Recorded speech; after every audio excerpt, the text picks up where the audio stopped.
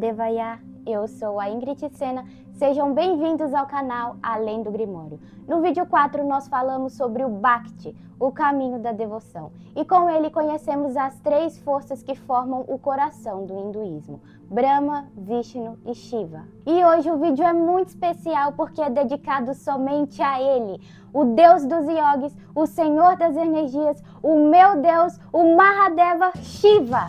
Nesse vídeo você vai entrar no universo de Shiva e entender por que ele é o silêncio que dança a existência. Aqui nós vamos explorar os símbolos do seu corpo sagrado, a história de sua família divina, as formas de Shakti que o acompanha, a dança cósmica que move o mundo, o mistério do Shiva Linga e os mantras que despertam a sua presença dentro de nós.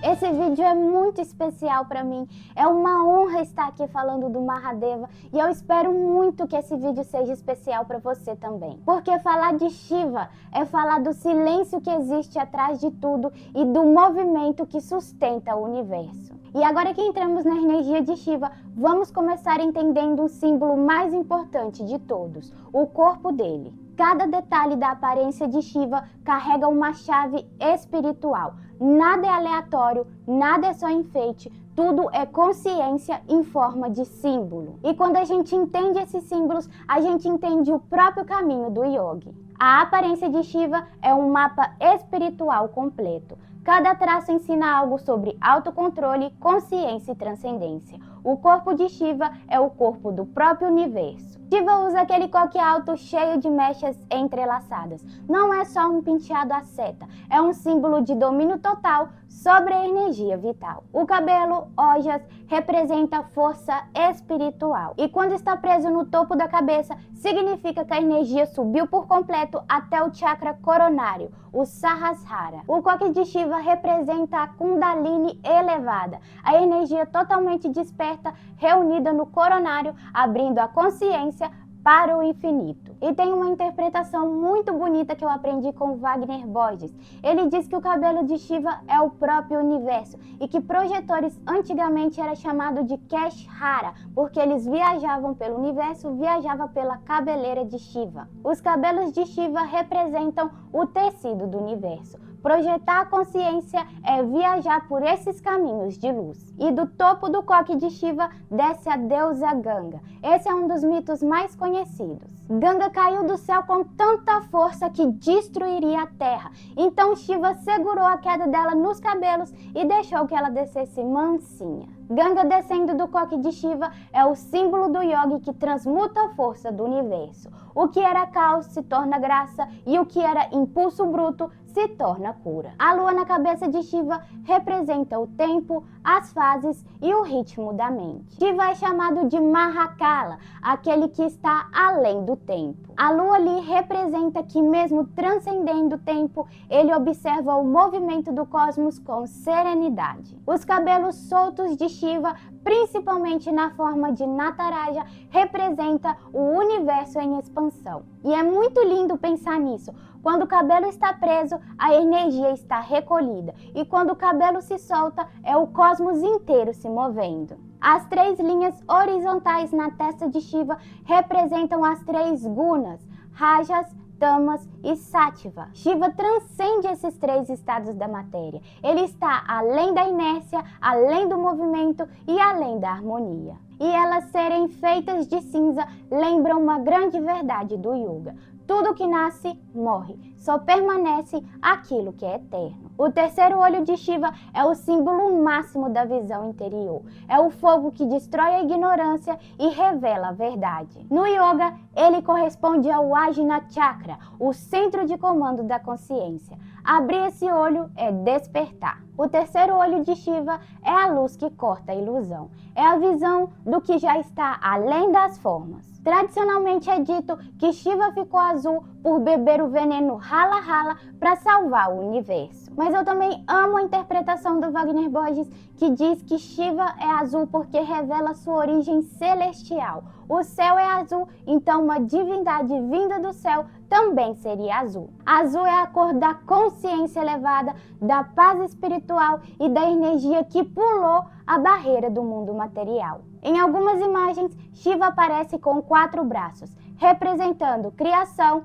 preservação, destruição e libertação. E com Wagner Borges eu aprendi uma interpretação que eu também amei, que é que cada mão toca um elemento da natureza: água, terra, fogo e ar. E a cabeça representa o Akasha. Shiva é o pentagrama vivo, os 4 elementos no corpo e o éter como consciência. O tamborzinho em forma de ampulheta é o som primordial. Com o Damadaru, Shiva emanou o primeiro som, Om, o ritmo do universo, o pulsar da existência. O tridente representa o domínio sobre os 3 mundos e as 3 funções divinas, mas também representa um símbolo energético muito profundo. O cabo do tridente é a coluna vertebral e as 3 pontas representam Ida, Pingala e Sushumna.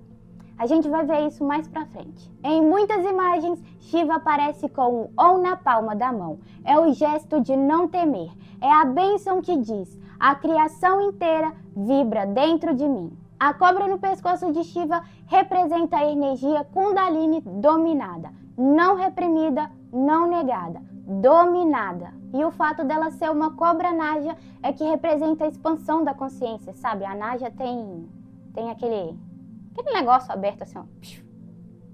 Sei lá. Não sei como chama isso daqui da Naja não, mas representa a expansão da consciência. E ela está na garganta porque foi ali que Shiva segurou o veneno do universo. Os colares e pulseiras de Rudraksha são sementes sagradas, ditas como lágrimas de Shiva. Elas representam disciplina espiritual, proteção energética e pureza interior. A pele de tigre representa o domínio sobre os instintos. Agora que já entendemos o corpo sagrado de Shiva, vamos conhecer a energia que caminha ao lado dele. A força que completa, equilibra e dá vida ao próprio universo. A deusa Parvati. Parvati é a companheira eterna de Shiva. Ela é o lado amoroso, suave, maternal e luminoso da consciência divina. Antes de nascer como Parvati, a deusa já havia sido Sati, filha do rei Daksha e da rainha Prasuti. Desde jovem, Sati sentia dentro de si uma devoção irresistível por Shiva, aquele deus que vivia afastado do mundo, nu, coberto de cinzas, meditando entre os crematórios do Himalaia. Daksha, seu pai, era um rei orgulhoso e devoto de rituais. Ele não compreendia aquele deus selvagem, livre e indiferente às regras. Para ele, Shiva era indigno de sua filha, um andarilho louco. Mas Sati sabia, por intuição divina, que Shiva era o próprio Espírito Supremo, o ser por trás de todas as formas. E mesmo sem a permissão do pai, ela o escolheu como marido. Quando Sati se apresentou diante de Shiva, ele, o asceta imóvel, viu nela algo que jamais havia sentido. Não desejo, mas reconhecimento. Ela era a energia que o complementava, a Shakti que dá vida à consciência. Ele a aceitou e os dois se uniram em matrimônio, tornando-se o casal cósmico primordial. Durante algum tempo, viveram em perfeita harmonia. O silêncio dele e a doçura dela eram a própria dança do universo. Mas o ego do pai de Sati ainda não havia cessado. Um dia, Daksha organizou um grande sacrifício, Yagna, convidando todos os deuses, exceto Shiva. Sati, vendo todos se dirigirem à cerimônia, perguntou ao marido por que eles não tinham sido chamados. Shiva, com serenidade, respondeu: Onde o orgulho e o julgamento reinam, ali não há lugar para mim. Mesmo assim, movida pelo desejo de reconciliar-se com a família, Sati foi sozinha ao sacrifício. Mas ao chegar, seu pai zombou dela e insultou Shiva publicamente. Sati tentou defender o amado, mas as palavras de Daksha eram veneno. Ferida na alma, ela fechou os olhos, entrou em profundo transe e declarou: Meu corpo nasceu de ti, ó Daksha, mas meu espírito pertence a Shiva. Não posso mais viver em um corpo que veio de quem despreza meu Senhor. E então, Sati concentrou o prana no coração e incendiou a si mesma em fogo sagrado, devolvendo seu corpo à criação. Quando Shiva soube, o universo tremeu. Tomado de uma dor que ninguém poderia suportar, ele arrancou um dos seus fios de cabelo e do toque no chão nasceu Virabhadra, um guerreiro flamejante que destruiu o sacrifício e decapitou Daksha. Shiva, então, recolheu o corpo de Sati em seus braços e, tomado de luto, começou a vagar pelo universo com o corpo da amada nos ombros. Cada passo que ele dava estremecia os mundos. Os deuses temeram que o cosmos fosse destruído pela sua dor. Então, Vishnu interveio. Com seu disco sagrado, Sudarshana Chakra, cortou o corpo de Sati em 51 partes, que caíram sobre a terra. Em cada lugar onde uma parte caiu, nasceu um templo da deusa, os Shaktipitas, os lugares sagrados onde a energia feminina é adorada até hoje. Mesmo após o sacrifício, Shiva não voltou a ser o mesmo. Ele se recolheu em meditação profunda nas montanhas, indiferente ao mundo. Mas o amor verdadeiro nunca morre, apenas muda de forma. Sati renasceu como Parvati, filha de Himavati, o espírito do Himalaia, e da rainha Mená. Desde pequena, Parvati mostrava uma devoção profunda a Shiva, sem saber que ele havia sido o amor da sua vida passada. Ela brincava de fazer oferendas a seu nome, desenhava o tridente nas paredes e meditava como ele. Mas Shiva não a olhava. Sua mente estava voltada para o infinito. Mesmo assim, ela não desistiu. Determinada, entrou em profunda austeridade, tapássia. Jejuou, meditou, permaneceu imóvel de dias e noites, em frio e calor, concentrando toda a sua energia em Shiva. A intensidade da sua prática incendiou o universo. Os deuses, vendo que ela havia alcançado poder espiritual imenso, pediram a Kama, o deus do amor, que a ajudasse a despertar Shiva. Kama, armado com sua flecha feita de flores, esperou o momento em que Parvati meditaria diante dele. Então, atirou sua flecha de amor diretamente no coração de Shiva. Por um instante, Shiva sentiu o coração vibrar, uma emoção há milênios esquecida. Mas quando percebeu a interferência, abriu o terceiro olho e o fogo da consciência reduziu Kama a cinzas. Parvati ficou triste, mas não desistiu. Ela compreendeu que o amor não se impõe, ele se oferece. Continuou em silêncio, meditando com humildade, sem pedir nada. E então, Shiva finalmente a viu. Não com os olhos físicos, mas com o olhar da alma. Ele reconheceu nela a mesma centelha que havia sido Sati. A energia, a devoção, a presença, era ela. Shiva compreendeu que o amor não é desejo, é união, espiritual. Ele desceu do Samadhi e apareceu diante dela. Parvati, tu venceste a mim, que sou invencível. Tua paciência e pureza dissolveram o fogo da minha solidão. Tu és a Shakti, a energia que me move. A notícia do casamento se espalhou por todos os mundos.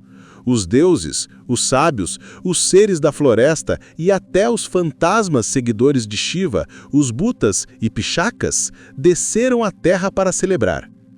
A cerimônia aconteceu no sopé do Himalaia, com Brahma como sacerdote e Vishnu como irmão da noiva. Foi a união do asceta e da deusa, do silêncio e da vida. Durante o casamento, Parvati sussurrou: Meu Senhor, o que o amor uniu, o tempo não separa. E Shiva respondeu: Tu és a minha respiração, Parvati.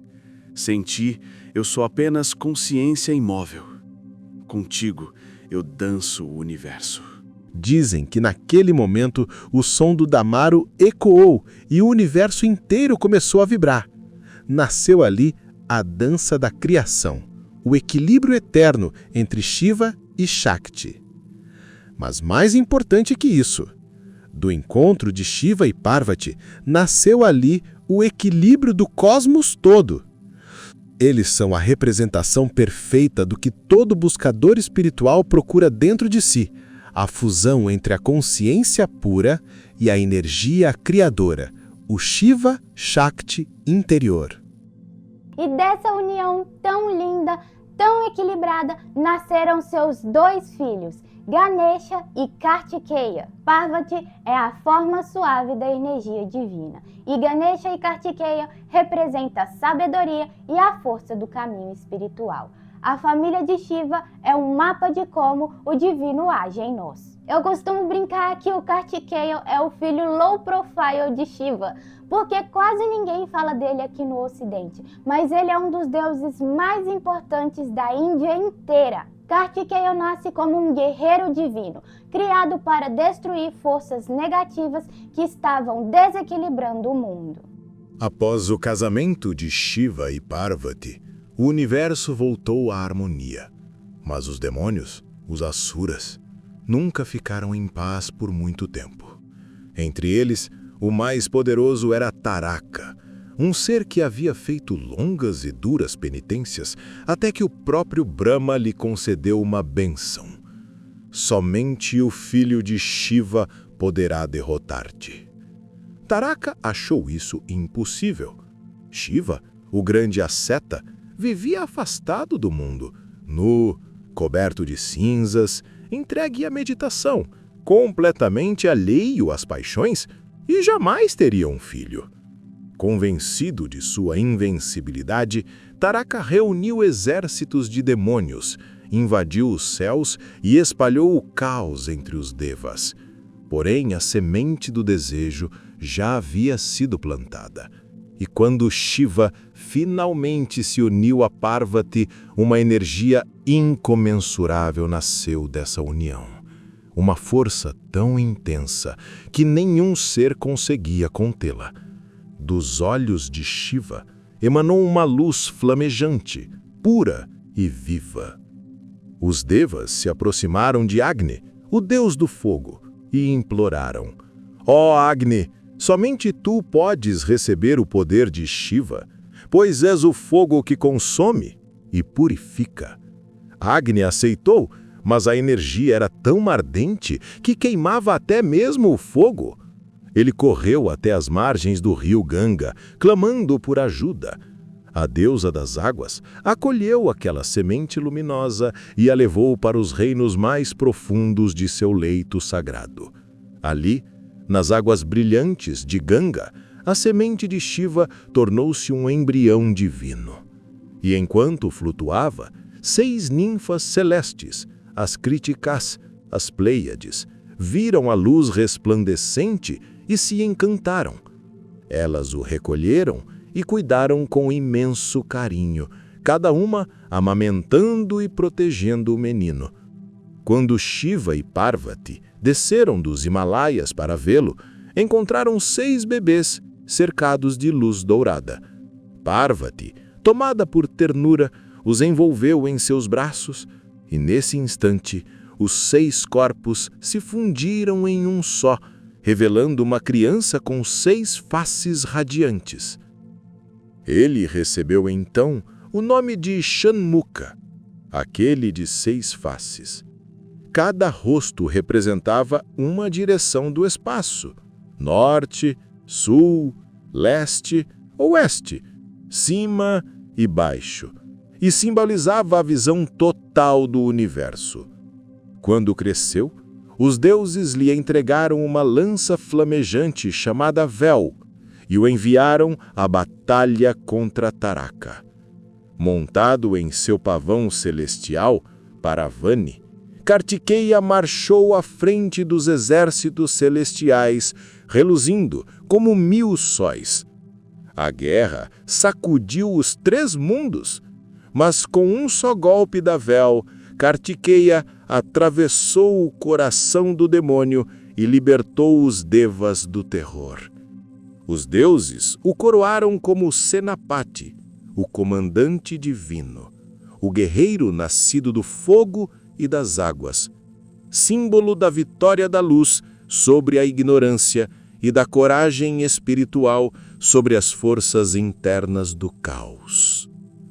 Desde então, Kartikeya é reverenciado como filho de Shiva e Parvati, o protetor dos yogis e guerreiros, o senhor da guerra sagrada que combate não inimigos externos, mas as trevas dentro da própria alma.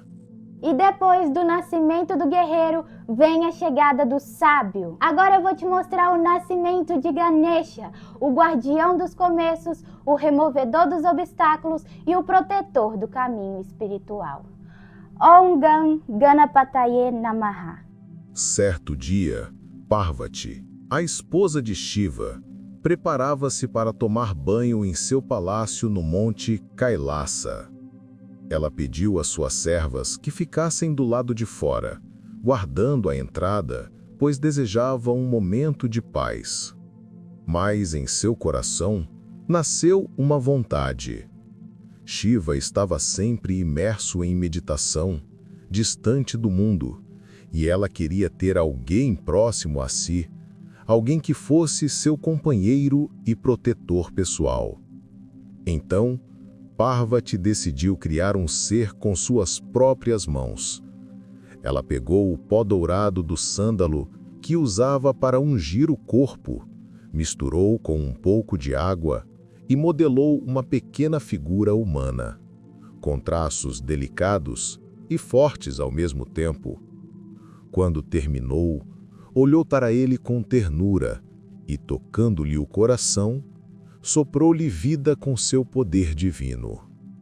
Assim nasceu Ganesha, seu filho, puro, inocente e cheio de amor. Parvati o abraçou e disse: Tu és meu filho, nascido de mim. A partir de hoje, tua tarefa é guardar esta porta e não permitir que ninguém entre sem minha permissão.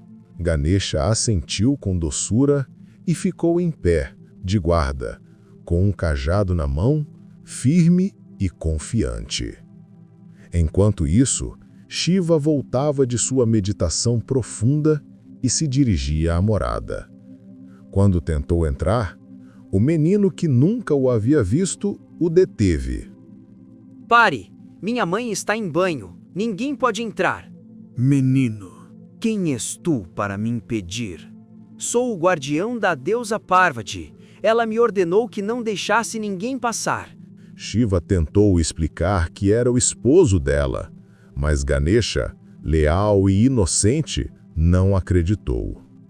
O pequeno guerreiro manteve-se firme, e então os seguidores de Shiva, os Ganas, tentaram removê-lo à força.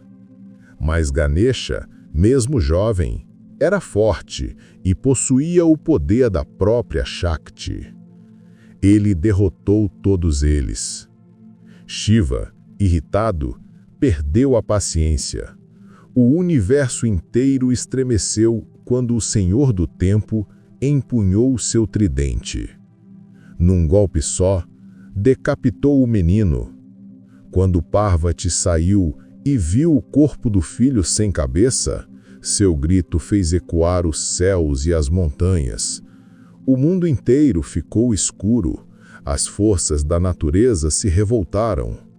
Ela, a energia divina, transformou-se em Durga, a terrível, e declarou: Ó deuses, se meu filho não for devolvido à vida, eu dissolverei o universo inteiro. Os deuses, apavorados, correram até Shiva e lhe imploraram que resolvesse a situação. Shiva, ao ver a dor da esposa, se arrependeu profundamente. Ele sabia que havia matado o próprio filho, um ser puro, criado do amor. Shiva mandou que seus servos, os Ganas, corressem pela floresta e trouxessem a cabeça do primeiro ser vivo que encontrassem voltado para o norte, a direção da sabedoria. Eles encontraram um elefante jovem, pacífico, dormindo sob uma árvore. Com reverência, removeram sua cabeça e a trouxeram ao Senhor. Shiva colocou a cabeça sobre o corpo do menino, tocou-o com sua mão e disse: Levanta-te, meu filho, que tu sejas conhecido como Ganesha, líder dos meus seguidores, senhor dos começos e removedor dos obstáculos. Com essas palavras, Ganesha voltou à vida. Parvati o abraçou em lágrimas e Shiva o acolheu como seu próprio filho. Os deuses, emocionados, derramaram flores dos céus. Shiva declarou diante de todos: Que ninguém comece tarefa alguma sem antes lembrar de ti, meu filho, pois aquele que for lembrado no início, esse terá seus caminhos abertos. E assim, Ganesha se tornou o deus dos começos, da sabedoria e do bom êxito. Sua cabeça de elefante simboliza a mente ampla, a escuta profunda e a força gentil. As orelhas grandes indicam atenção, o tronco curvo, flexibilidade, a barriga redonda, a capacidade de aceitar tudo, o doce e o amargo da existência. E seu sorriso, o amor puro de quem nasceu do coração de uma deusa. Om Gan Ganapataye Namaha. E caso você goste muito de Ganesha e tenha ficado incomodado com o fato dele ter tido a cabeça cortada, os mitos são simbólicos, mas mesmo assim tem outro mito mais leve que explica a cabeça de elefante, tá? Que diz que Ganesha era um ser tão lindo, mas tão lindo que quando ele ia passar a sabedoria dele, ninguém conseguia prestar atenção, todo mundo ficava admirando a beleza física do seu rosto. Então ele foi e colocou a cabeça de elefante para que as pessoas prestassem atenção no conhecimento e não nele. É um mito mais light.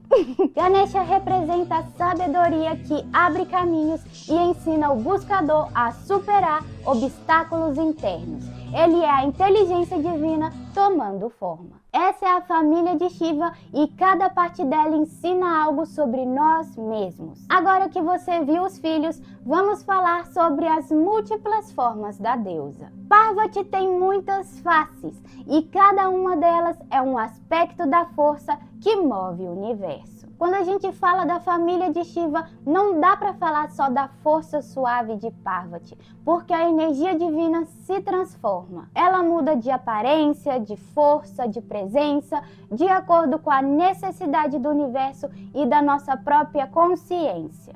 Agora você vai ver as principais formas da deusa, todas filhas da mesma Shakti, mas cada uma com um papel divino diferente. Parvati é a forma suave, amorosa e luminosa da energia divina. Ela é a esposa de Shiva e a mãe de Ganesha e Kartikeya. Representa equilíbrio, afeição e estabilidade espiritual. É a energia que acolhe, nutre e sustenta a alma do buscador.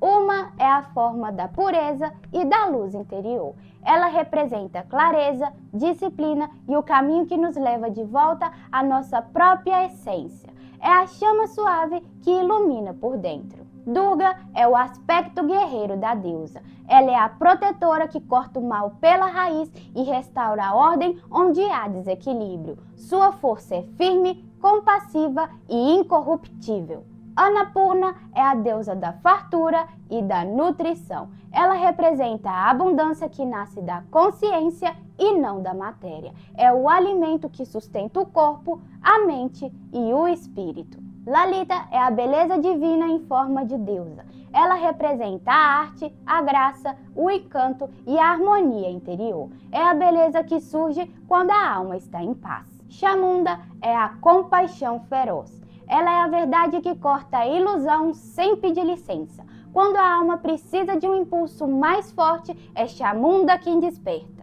Gayatri é a mãe dos mantras. Ela é o som primordial em forma feminina, a vibração que cria, sustenta e ilumina toda a existência. Seu mantra é um dos mais poderosos de toda a humanidade. Kali é a força em estado puro. Ela é a energia que destrói o que precisa ser destruído para que a verdade possa nascer.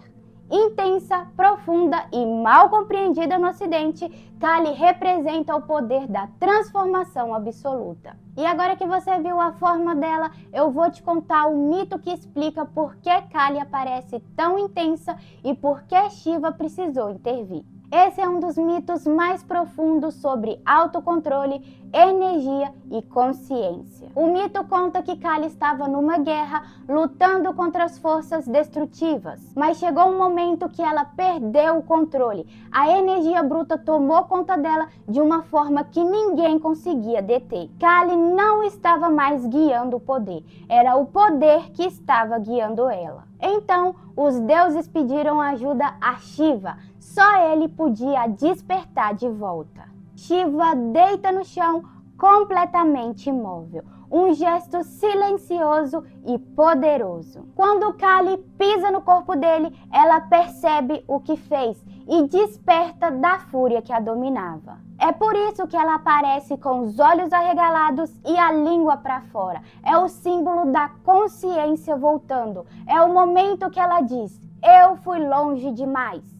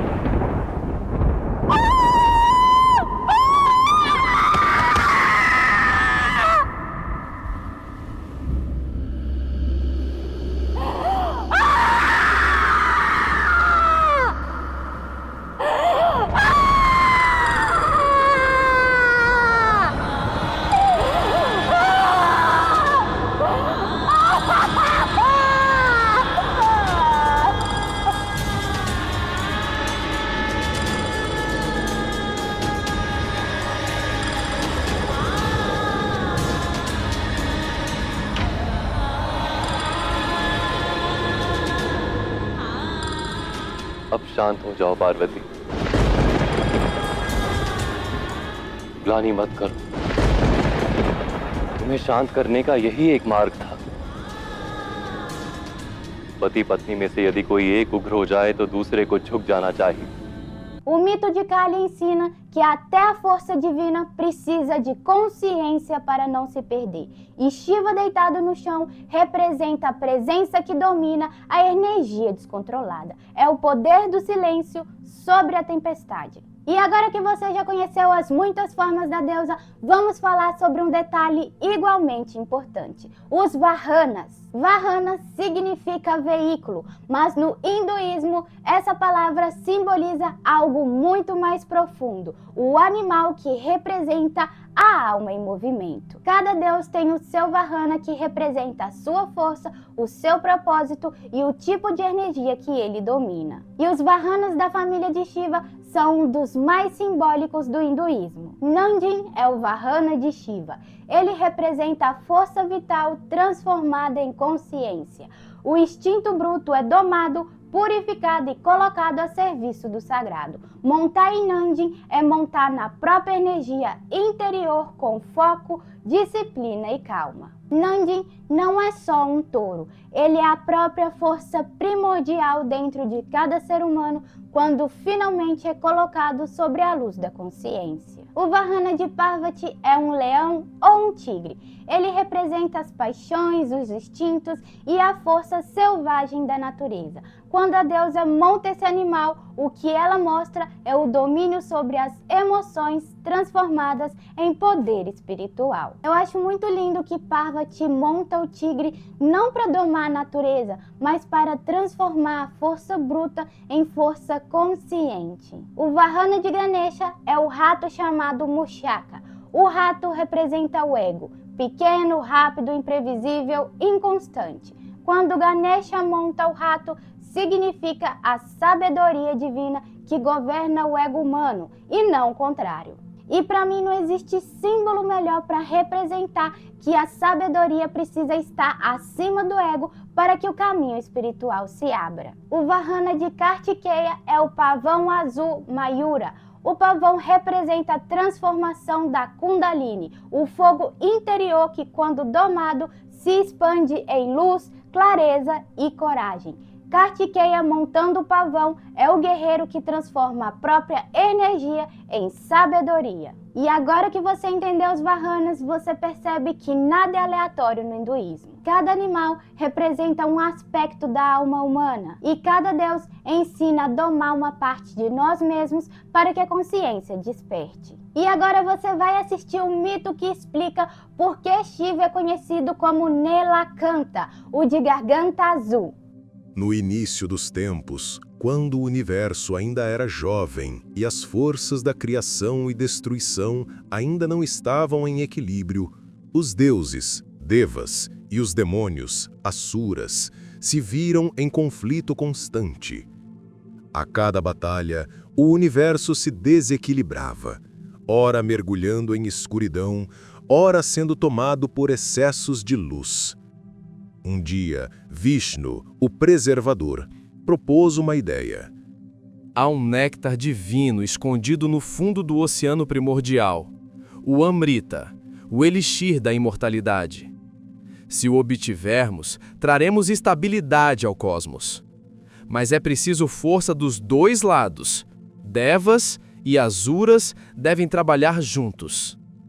E assim, pela primeira vez, deuses e demônios se uniram para uma tarefa comum. Eles arrancaram a montanha Mandara para servir de bastão e pediram à serpente cósmica Vasuki que se enrolasse ao redor dela como corda.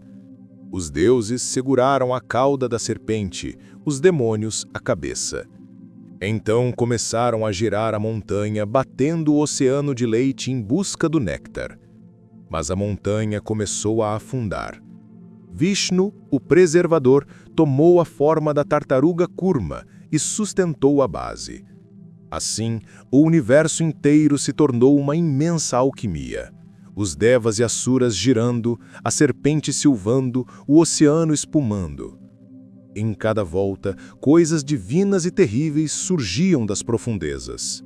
Flores celestiais, cavalos alados, a lua, a deusa Lakshmi, pedras preciosas e, por fim, o inesperado, o veneno do caos primordial. De repente, o oceano começou a escurecer. Um vapor verde, denso e sufocante, subiu das águas. Era o Hala-Hala, o veneno cósmico, o resíduo tóxico da criação. Uma substância tão poderosa que bastava uma gota para destruir todos os mundos. Os devas e asuras tossiam, sufocavam e clamavam. Quem poderá salvar o universo deste veneno? O fogo do Hala-Hala começava a queimar os céus, as águas, os planetas. Nenhum deus ousava se aproximar. E foi então que todos se voltaram para o único que podia enfrentar a destruição sem ser consumido por ela: Shiva. No topo do monte Kailasa, Shiva estava em meditação profunda, imóvel como uma montanha, quando sentiu o clamor do universo em sua própria respiração. Parvati, sua consorte, abriu os olhos e disse: Meu senhor, o mundo está sendo envenenado. Shiva ergueu-se com calma. Seus olhos eram pura compaixão, não fúria. Ele desceu dos Himalaias acompanhado por Nandi e seus seguidores e foi até as margens do oceano. Os devas se prostraram diante dele e disseram: Mahadeva, o veneno está nos matando. Se ninguém agir, tudo perecerá. Shiva olhou para o oceano escuro e respondeu: O veneno é parte do mesmo oceano que deu o néctar. Para o universo continuar, alguém deve acolher o que é amargo, como acolhe doce. Então Shiva estendeu as mãos e recolheu o veneno Hala-Hala. Parvati, percebendo o risco, correu até ele e o deteve. Meu senhor, não o engula. O universo precisa de ti. Se o veneno te destruir, tudo se perderá. Shiva sorriu e disse: Nada destrói o que é pura consciência, Devi. E bebeu o veneno inteiro. Por um instante, os céus ficaram silenciosos, ninguém sabia o que aconteceria. O fogo do Hala-Hala desceu por sua garganta, queimando-a com chamas azuis. A dor era imensa, mas Shiva manteve o veneno preso na garganta sem deixá-lo descer ao coração, onde está o amor, nem subir à mente, onde está a sabedoria. Ele ficou de pescoço azul e desde então é chamado Nilakanta, aquele de garganta azul.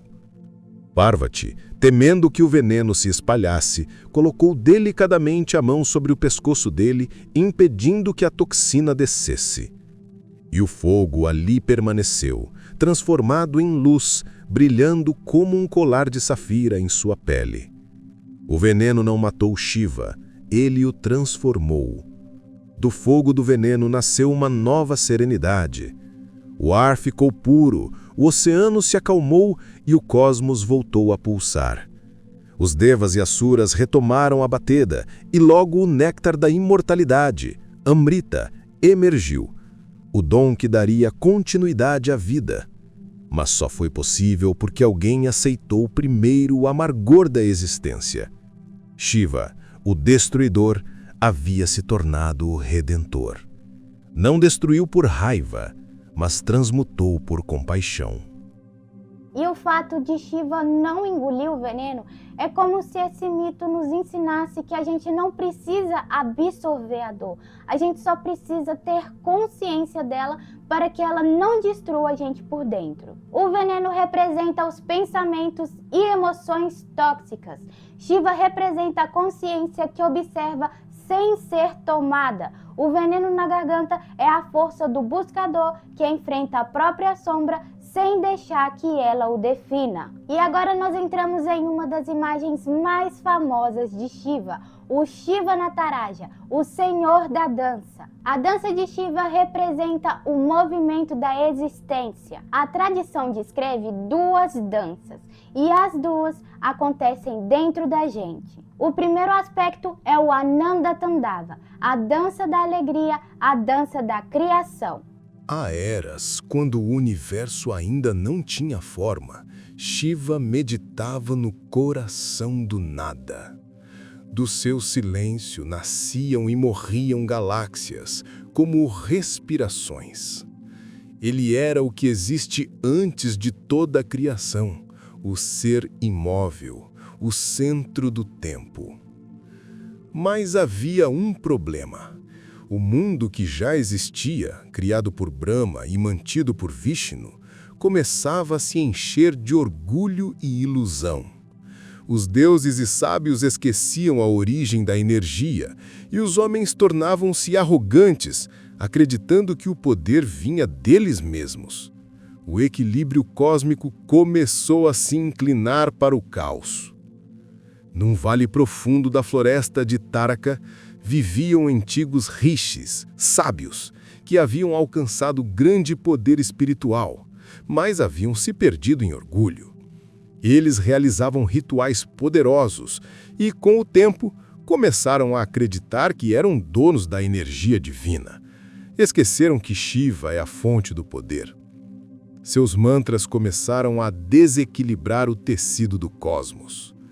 Os deuses, assustados, foram até Shiva e pediram: Senhor, o fogo dos rishis está consumindo o mundo.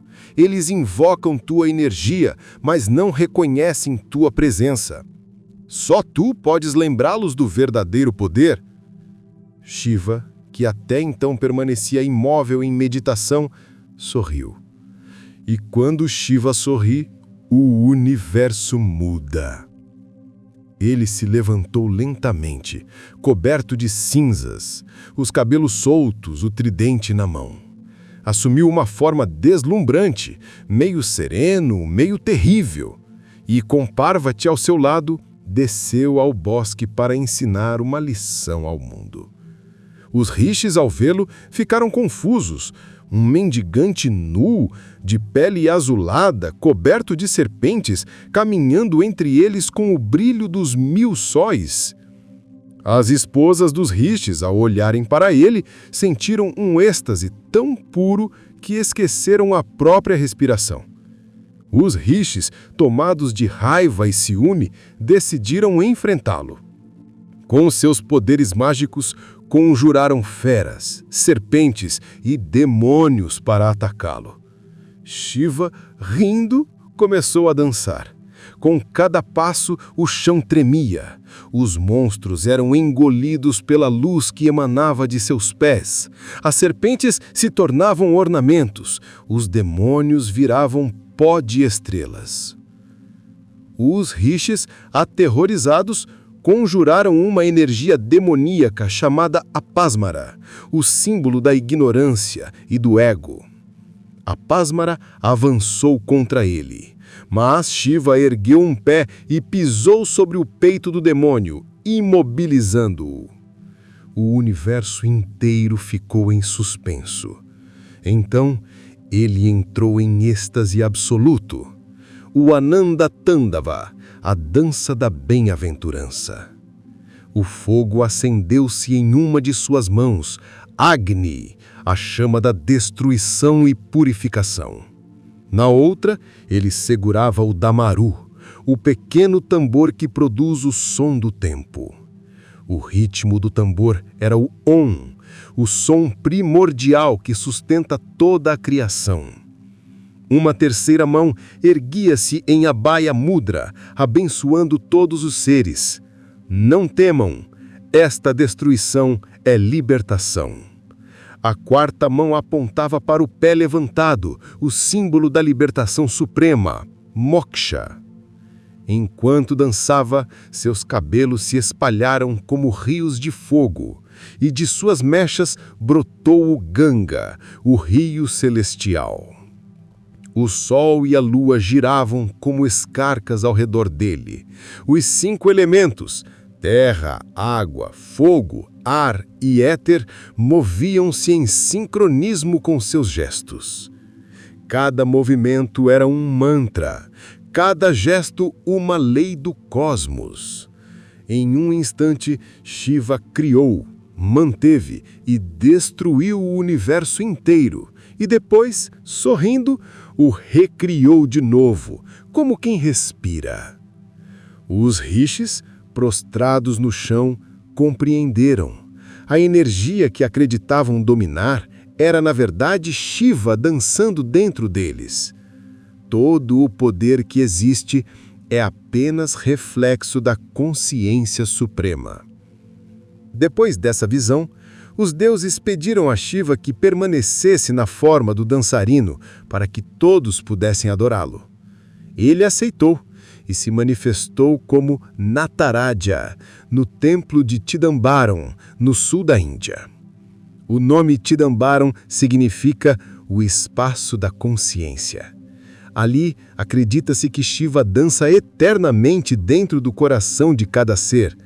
O altar do templo é famoso por ter atrás da estátua um espaço vazio, simbolizando que o divino verdadeiro é o silêncio dentro da dança, o movimento sustentado pela imobilidade.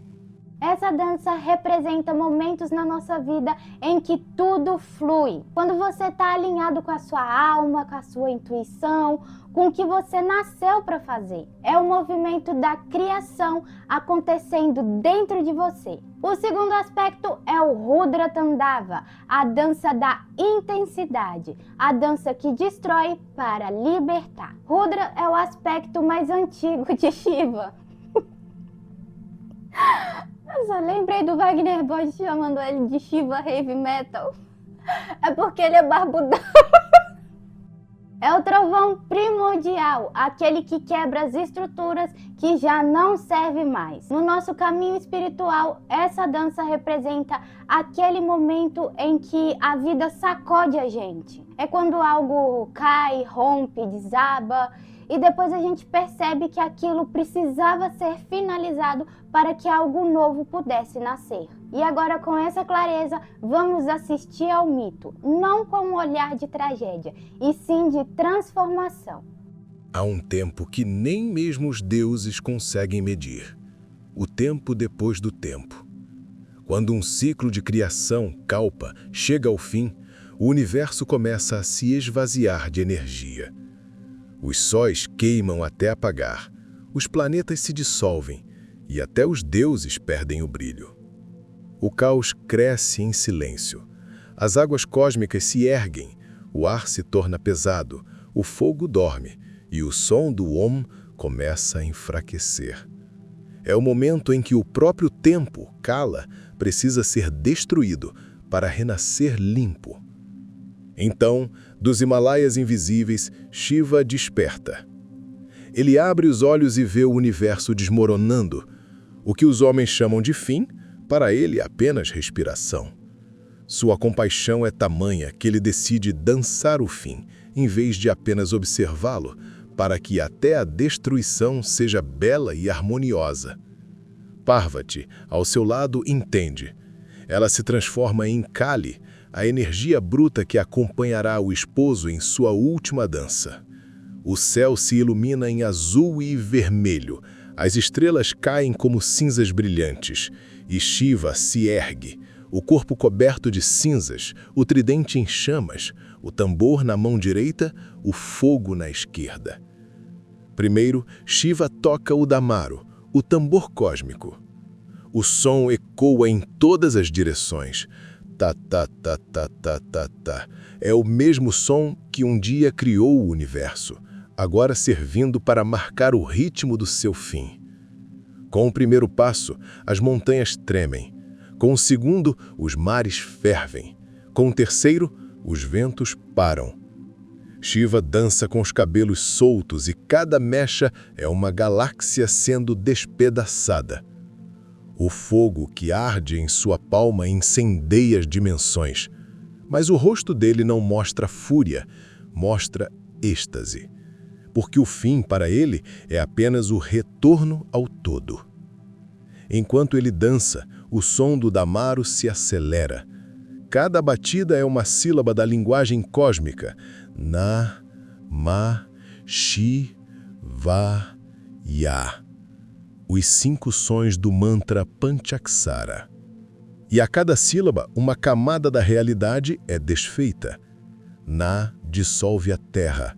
Ma dissolve a água. Shi dissolve o fogo. Va dissolve o ar. Ya dissolve o éter. Em poucos instantes, os 5 elementos retornam à consciência pura.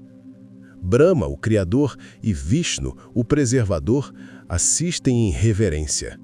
Nenhum deles pode intervir. Eles sabem, sem a destruição de Shiva não há novo começo.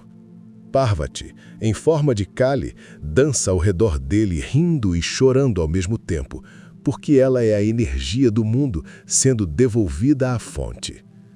O tempo se curva diante deles. Os céus racham. Tudo que nasceu começa a voltar ao que era antes do nascimento, o silêncio.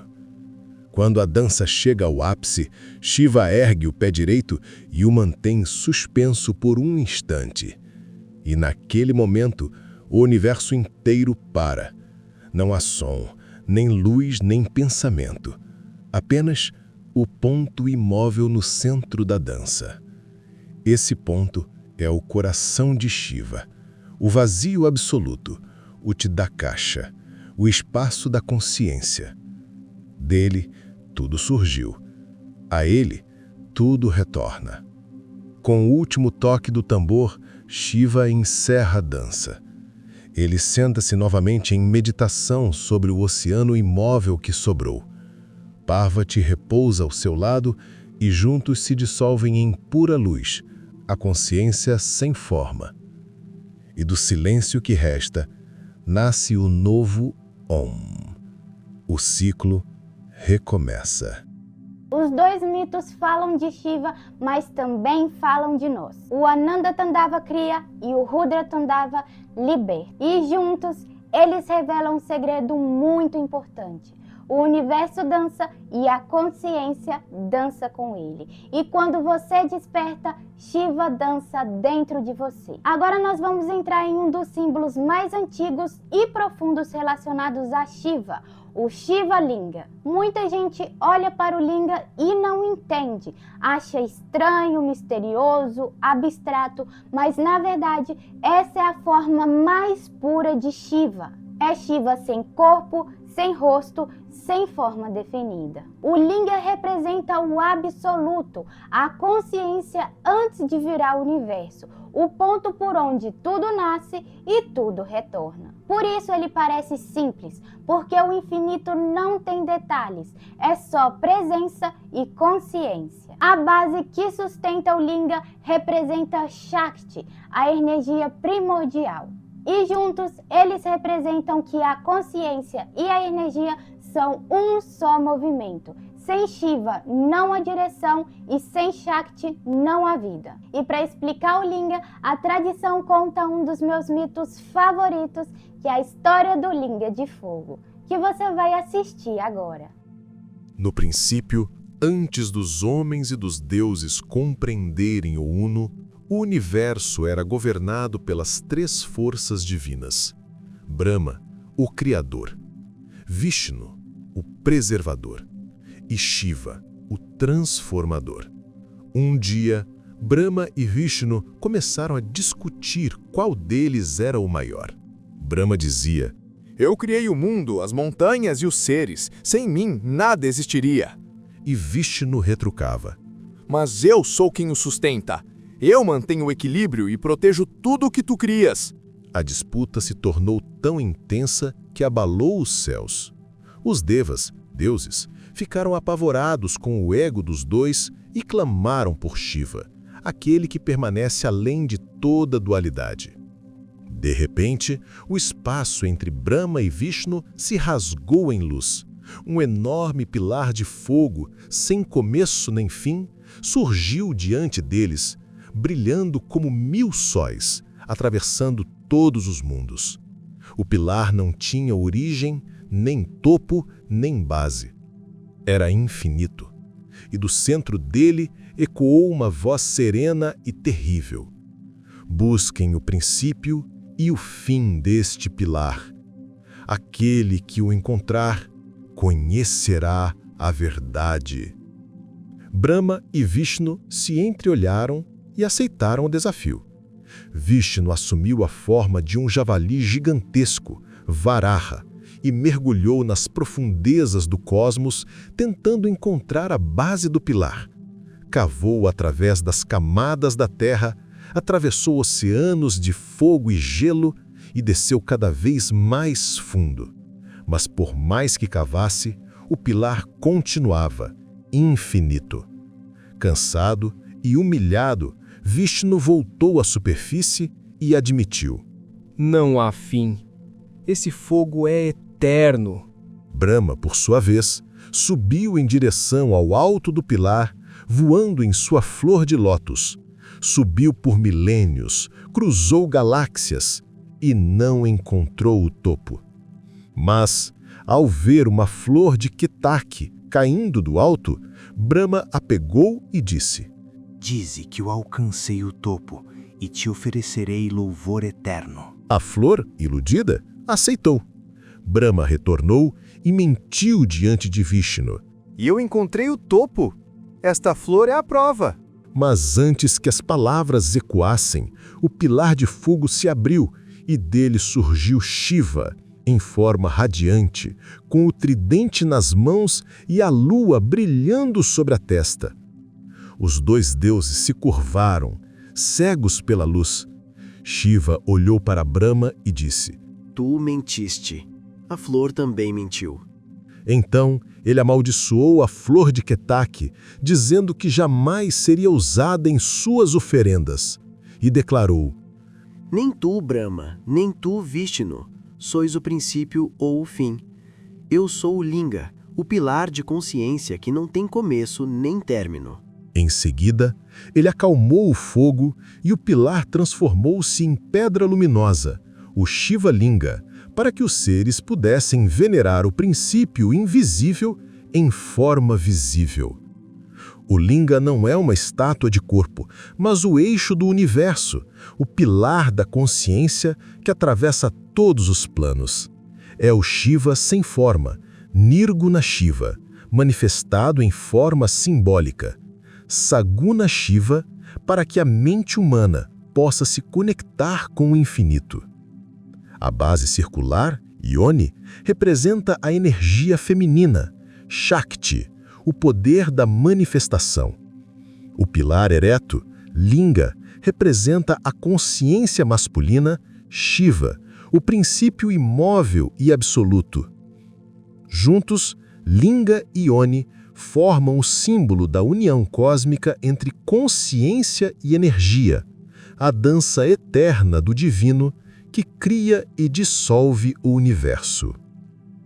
Esse mito ensina que a consciência é infinita e é por isso que os templos de Shiva têm Linga, porque não existe forma mais honesta de representar o que não cabe numa forma. Shiva tem 1000 nomes e quando a tradição diz 1000, ela não está falando de um número, ela está falando que Shiva tem infinitas faces.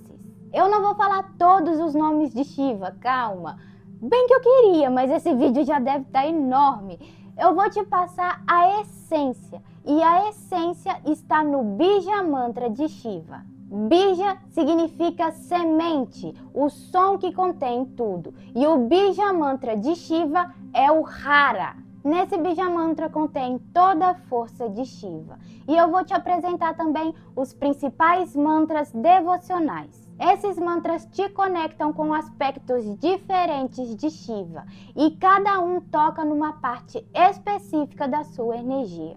Om Namah Shiva Netraya é o mantra do terceiro olho. Ele honra o olho de Shiva e ativa a visão interior. Om Namah Mahadevaya é o mantra do grande Deus. Ele te conecta com o aspecto universal de Shiva. Abre o coração, traz paz, humildade e entrega, perfeito para estados devocionais. Om Namah Shankaraya é o mantra do doador de bênçãos. Om Namah Tandavaya é o mantra do Senhor da dança cósmica. Ele invoca a presença de Rudra Tandava, o ritmo que cria e destrói o universo. Segundo Wagner Borges, o Rudra Tandava é o movimento da consciência quando ela se expande além do corpo físico. É o fogo interno do ser que rompe os limites da matéria e desperta o viajante espiritual.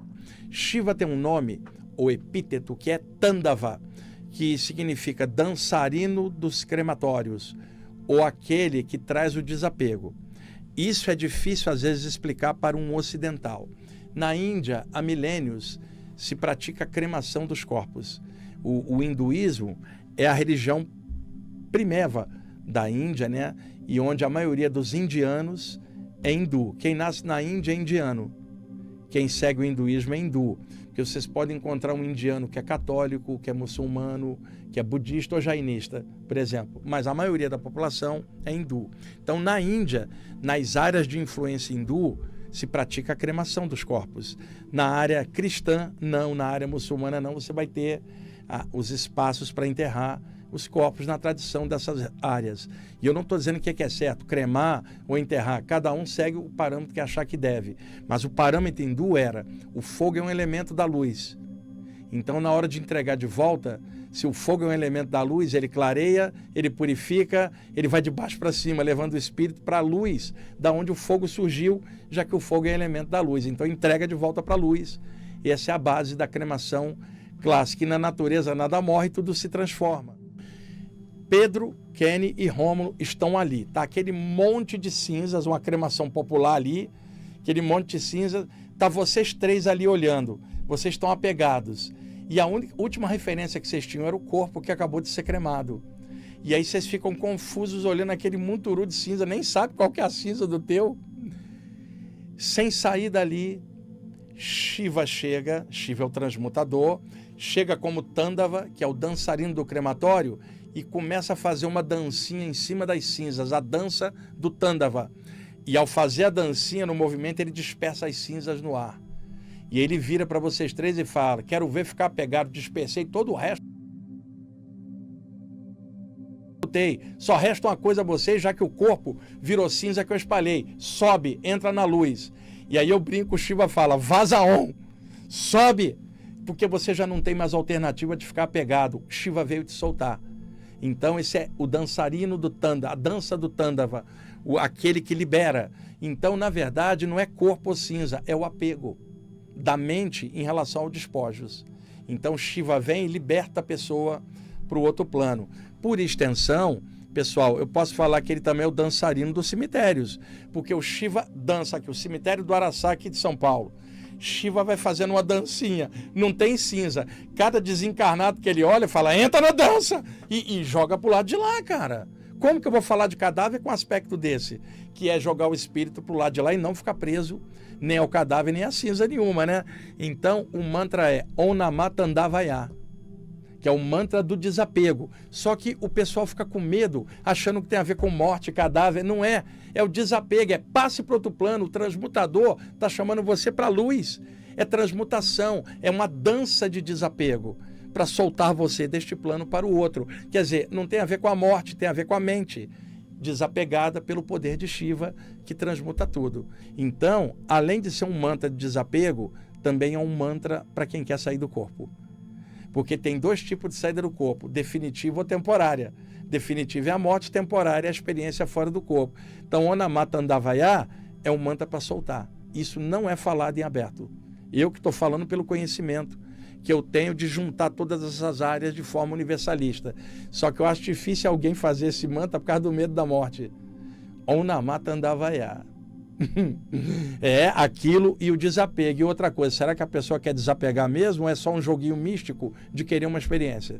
Om Namah Shivaya é o mantra do guru interior. Ele reconhece Shiva dentro do seu coração. É o som da presença que te guia em silêncio. E agora, para finalizar, você vai assistir o mito que dá nome a esse vídeo e vai entender por que Shiva é considerado o Adi Yogi, o primeiro yogi.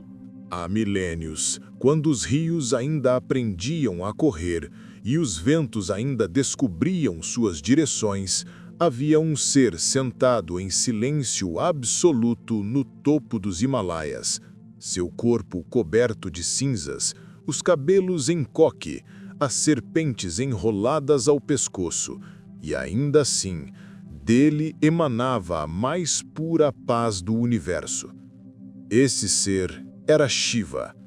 Ele não buscava nada, não ensinava nada, apenas era.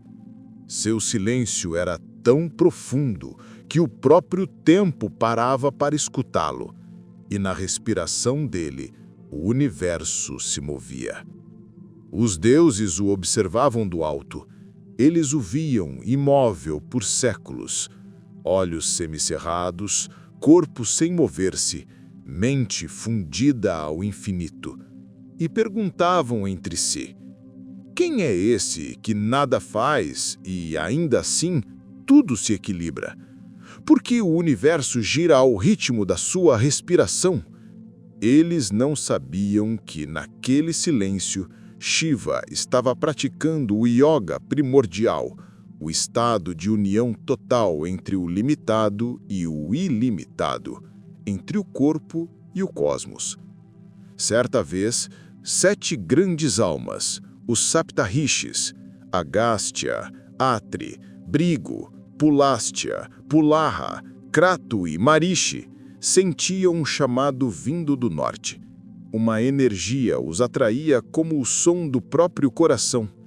Eles sabiam que havia alguém, além do tempo e do pensamento, que havia se tornado um com o todo.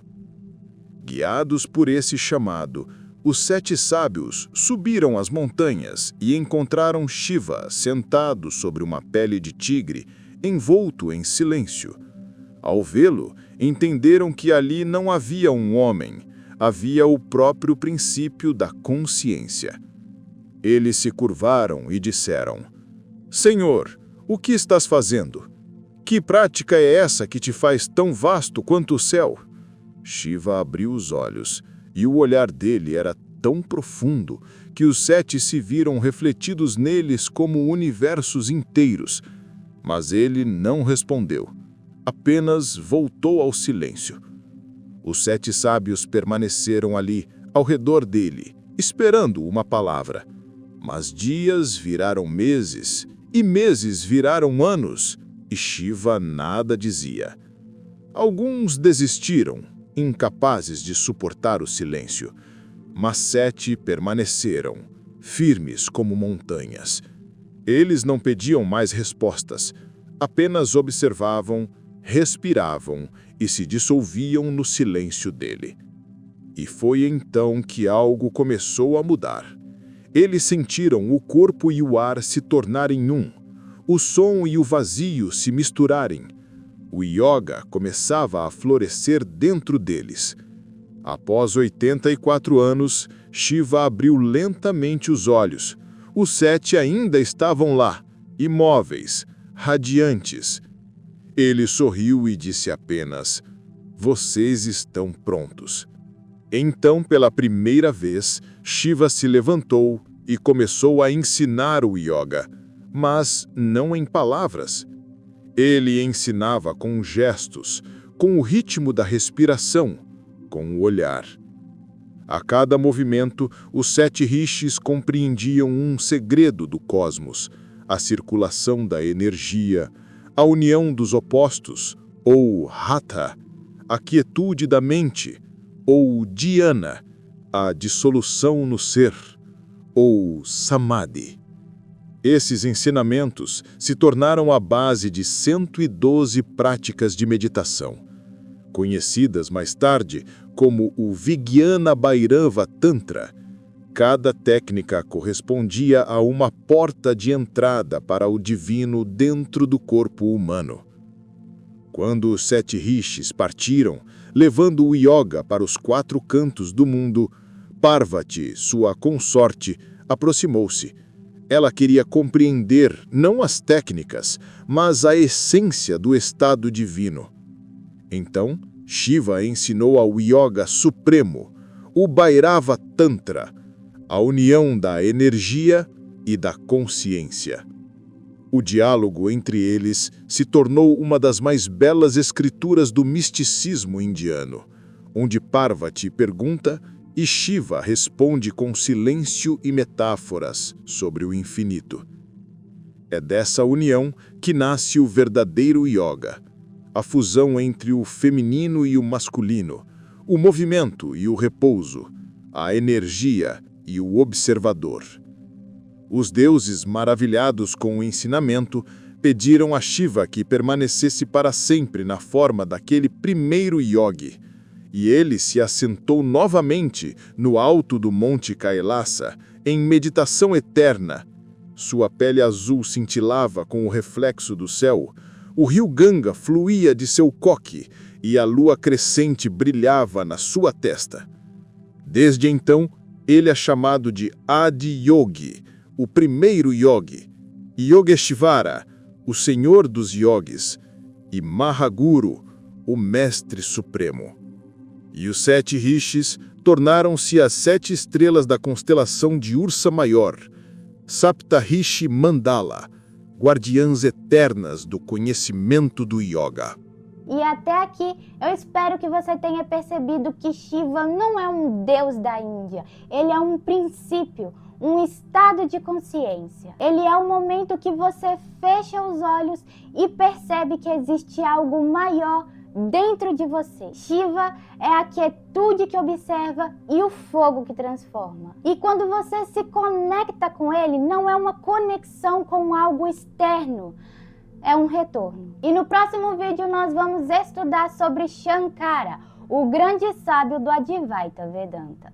Se você está gostando dessa série de vídeos, clique no gostei e se inscreva no canal. Eu te vejo no próximo vídeo. Que Shiva esteja dentro de você. Vaza 1.